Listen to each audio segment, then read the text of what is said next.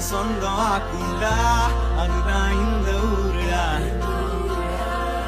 எங்க பீச்சு காத்து மேல பட்டா போதுண்டா, உனக்கு நல்ல ராசிடா, இனி நீ சென்னை வாசிடா.